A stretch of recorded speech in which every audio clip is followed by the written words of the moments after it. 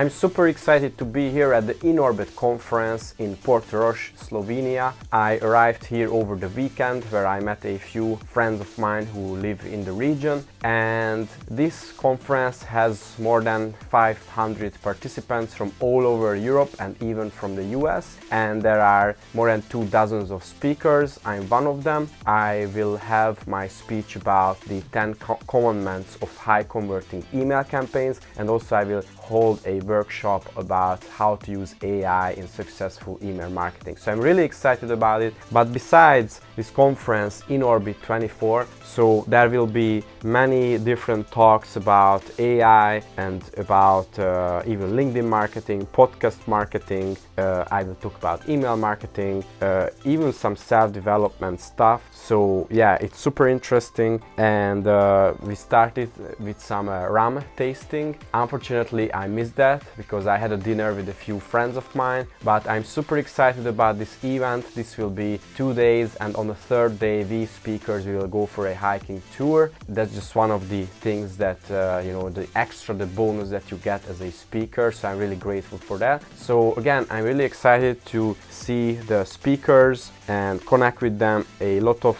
great guys, like I heard some of the guys, they have an 8-figure supplement brand.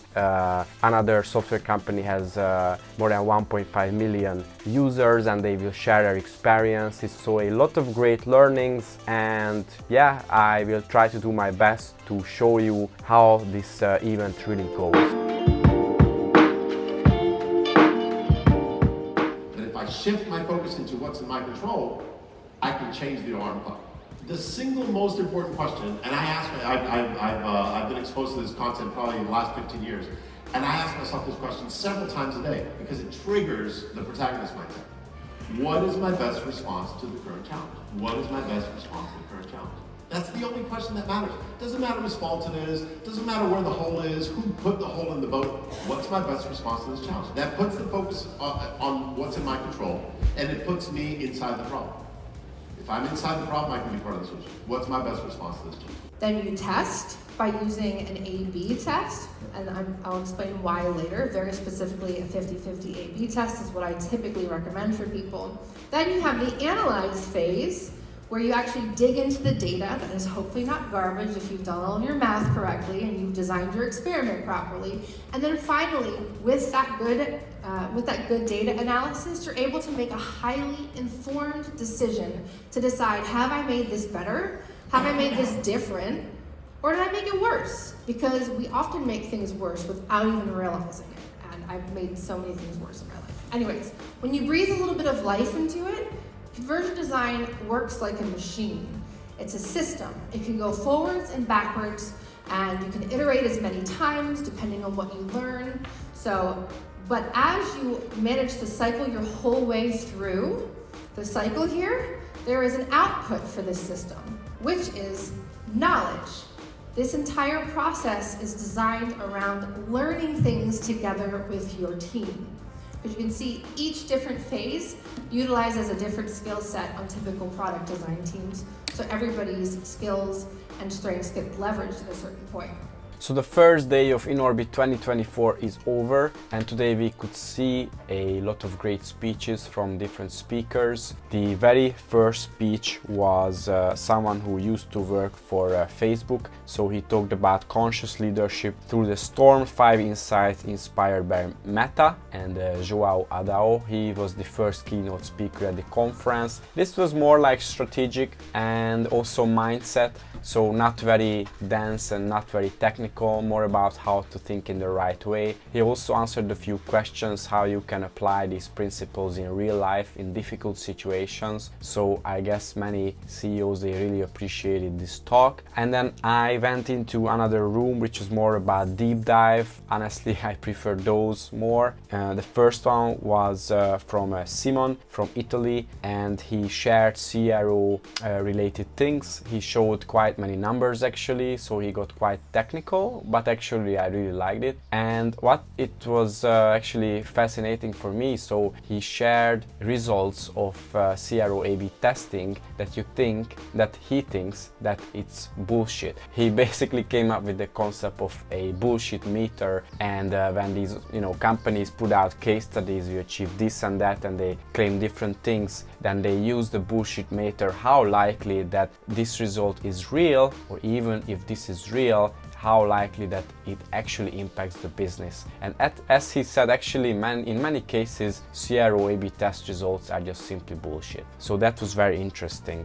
And then Arina Weigel, I hope I doesn't butcher her name, so he talked about more like CRO conversion optimized design principles and why it's not such a linear process as many guys can see it. Actually it was a bit against Simon's speech, which was interesting to see, but Erin's talk was also great, and she talked about the continuous cycle of not only testing but using a more horizontal thinking and like a system approach. So not just A/B test, learn, A/B test, learn, A/B test, learn, but more like doing different things at the same time and really seeing the big picture, and even doing things wrong and even worse for a while for the ultimate better in the long run. So that was very interesting to hear. And then honestly, I had to get a power nap before my speech, but I talked about the 10 commandments of high converting email campaigns. I hope it was a success, and I think it was a success. I got quite many questions that I didn't actually have time to answer, but tomorrow I'm having a workshop about AI in email marketing, so I hope I can answer the questions of many people out there. So I'm really excited about day 2, and now let's get out of town to have some fun.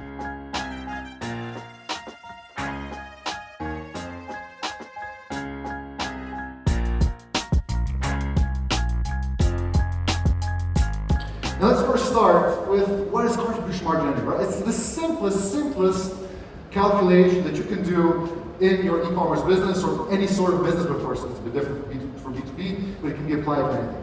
So just take your order value. Now out of that order value goes what? It goes your entire cost of sales. So cost of sales is your cost of goods sold, so how much it costs to buy the product, the shipping cost to get the product to the customer, shipping cost to get the product into your warehouse, packaging per product, payment costs, like whatever you pay, PayPal, credit cards, and so on. Your pick and pack cost, so how much it costs you for someone to pick up the product in the warehouse, package, ship it to customers. Your platform cost, like if you're on Shopify, whatever. So all of the variable costs needed to actually get the products from the producer into the hands of your customer. So that's one part of the equation. The second part of the equation, of course, is your marketing cost. So how much it costs you to generate an order or acquire a customer. What's left at the end, that's your contribution margin. So the contribution margin is how much value, how much euros, dollars, whatever, is left after all of the variable costs of generating and delivering that order. So it's essentially the money that's left after all of us do our jobs. And if it's up there, above the order value, then of course we are in trouble. Now the formula, super quickly, and I'll go quickly through some graphs, numbers, but I promise it's going to be super fun. So again, the formula is super simple. Your net sales minus your cost of sales and minus your marketing costs. All the data put together, and then on the far end you have optimization, which is ongoing cycles of testing and learning and figuring out what's working, okay? Now the middle 4 phases, you should take a picture of this, is all the raw content you have in that first phase. So what is everything that shows that your brand or your product is incredible? Customer reviews, videos, podcasts, sales, and any kind of content, especially video, that can be repurposed, meaning processed in the second phase. This is where all the AI tools come in. Generative AI people are abusing because they're just like making stuff up. But here, if you're processing content the right way, I like Descript, you can turn videos into articles, social snippets, all this kind of stuff. There's new AI tools that come out every single day. And then those can be turned into Facebook posts into GMB posts, which I think are going away, into tweets, into articles, into YouTubes, into all of these things, Instagram, TikTok, Reddit, all kinds of derivative content that comes from that raw content being repurposed to then be able to be posted in multiple places. Okay, so now I'm here in Venice, Italy, after the Inorbit conference. It's relatively close to Slovenia, 3 hours by bus, and this is where I'm meeting one of our team members actually who lives in Milan, and I'm going back to Budapest after this short trip here in Venice. But summarizing the second day of the conference, for me it was actually a, just more pleasure, because I was just very excited about my speeches at the end of day one and at the beginning of day two. I held a 90-minute workshop about how to use AI in email marketing, and I was really happy to see that the room was full. There were so many interested people about AI in email marketing, and in general in e-commerce email marketing there were many questions by people in the audience. And once I finished it, I was in a big rush to see the speech of Rock. He's a local rock star. He exited with his company with 55 million euros. He just started a new supplement brand, but this time not for humans, but actually pets. So pet supplements, that his new startup that he's building now. And he talked about contribution margin and why it's so important. And this was highly technical. I don't want to get into the details too much, but basically what he shared is a lot of spreadsheets, and that you can use those for your own business. But basically why ROAS and even generated revenue, these are bullshit numbers for e-commerce when you want to scale and when you want to grow. And it's much more about profit, but actually about contribution margins. So when somebody buys a product on any kind of marketing channel, how much it contributes to your actual profit, and how to calculate this for a new customer, a returning customer, or a not e-commerce customer. And he shared a lot of spreadsheets about this, so it was super helpful. After a Rock, I checked out Dennis Yu, and he shared his $1 a day strategy, which was also fascinating. So what he does, he shares organic content regularly, and he spends only $1 per day on each marketing channel to promote this organic content, and then he can see what works better, what has the highest engagement rate, the highest video view rate, and he simply just throws more money on those organic posts, and those that don't convert, he just simply suppresses them.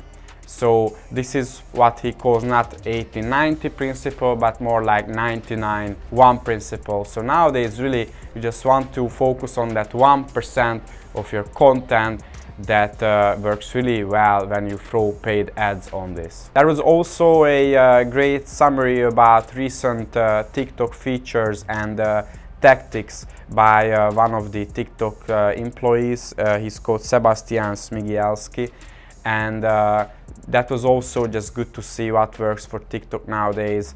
You have to create a lot of creatives, like 5 a week for a solid brand minimum, 5 videos a week, and also just ad fatigue is a huge thing, and just in general creative fatigue is a big thing on TikTok. So you really want to have very fast cycles of content production. So again, this was Inorbit 2024, and I'm really grateful that I could be there as a keynote speaker, and also I could hold a 90-minute workshop about AI in email marketing.